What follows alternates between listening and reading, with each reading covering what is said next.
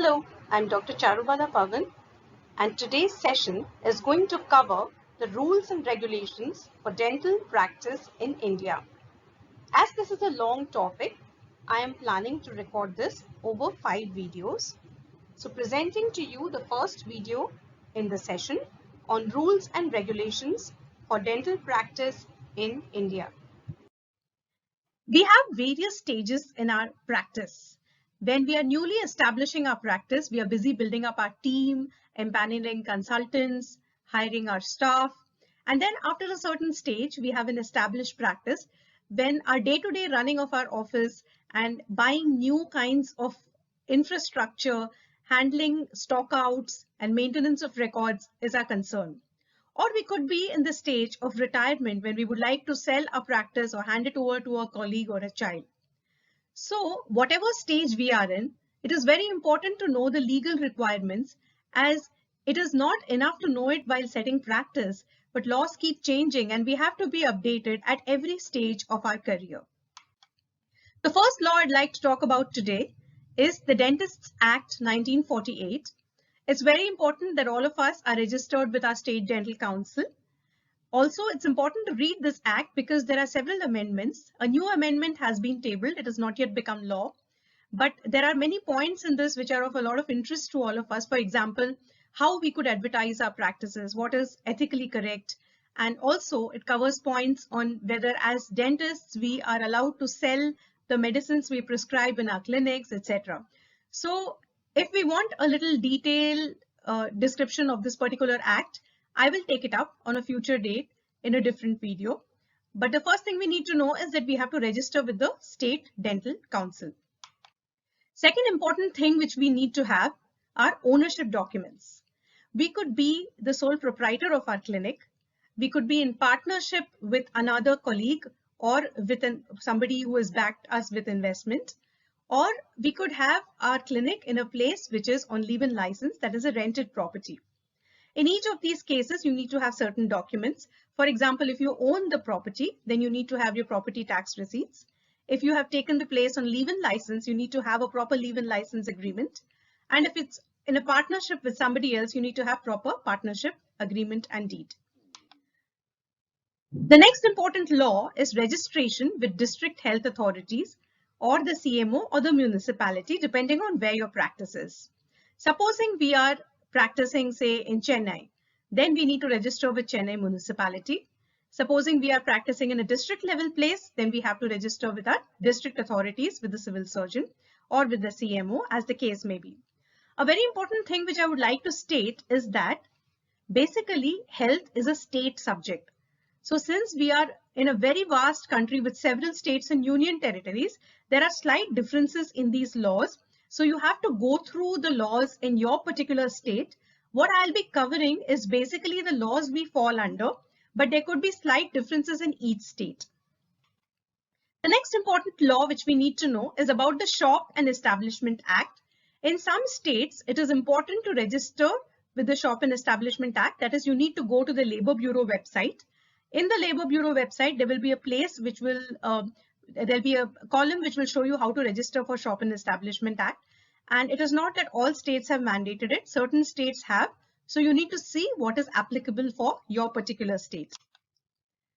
Another very important law which we are not very aware of is GST, that is Goods and Services Tax. What is important about this law is that we don't know, many people don't know whether dentists are exempted from GST. So today I'll be covering a little bit about that. When we look at it cursorily, in 2017, there was a notification which stated that it exempts healthcare services run by a clinical establishment or authorized medical practitioner or paramedics. So we come under this. So basic healthcare services are exempted from GST. But this is only a cursory approach. There's another point about this, that is we have to see our turnover. If we have a turnover of about 20 lakhs, then we need to register for GST. And we need to see, when we are calculating our turnover, we have to calculate the exempted income as well as the non-exempted income and see what is the total turnover. So let me explain this a little in detail. Supposing we are a doctor or a dentist, and we have a practice of say 18 lakhs per annum. And suppose we make educational videos, which gives us an additional income of 7 lakhs. So our total turnover actually is 25 lakhs, which is about 20 lakhs. So although your practice as well as your additional income could be less than 20 lakhs individually, put together it is more than 25 lakhs, and hence you have to register for GST. That is the law regarding GST. Another important thing which we need to know is about our electricity meter rules. Again, this is a state subject, so you have to go to the website of the electricity department of your state and you have to check. So what do we see? First, we have to make a list of all the equipment that we are using in our clinic. For example, how many chairs you have. If you have an OPG, then an OPG. If you have an RVG, then the X-ray machine that you have, the compressors, all the other equipment which you are going to be using. You have to see what is the kilowattage of each equipment, add all of that together and see what is your basic consumption going to be, including your air conditioners, fridge and other equipment. Once we know what consumption we are going to have per month, we will see what slab we fall under. Now, electricity rules, like I said, are different for each state. For example, I've given an example of the state of Uttar Pradesh. In Uttar Pradesh, up to 50 square meter, that is 540 square feet of residential space can be used by dental clinics, doctors, lawyers, and other professionals for professional activity. And till 540 square feet, it will incur only a domestic tariff.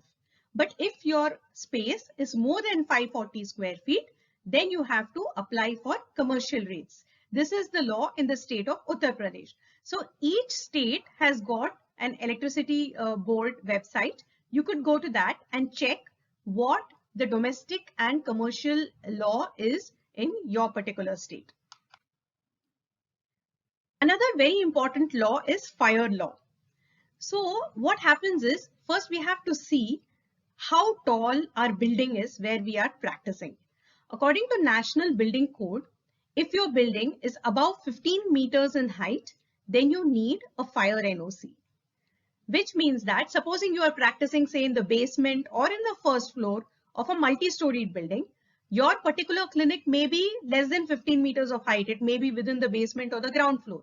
But if the entire height of the building is more than 15 meters, you will need a NOC or no objection certificate from the chief fire officer of your place. Now again, fire laws are also state subject. Although almost all states follow the law of National Building Code, there will be slight differences in each state. So you have to see what your particular state is following. So these were some laws which I covered today, which basically included registration with your state dental council, ownership documents, registration with municipality, fire laws, electricity meter laws, and GST. So this was the video for today. If you have any doubts or queries, you can note my contact details. If you have liked this video, please don't forget to like, share, and subscribe. My next video is going to cover the next aspect of legal requirements, that is Pollution Control Board and biomedical waste. Please do watch. Thank you so much.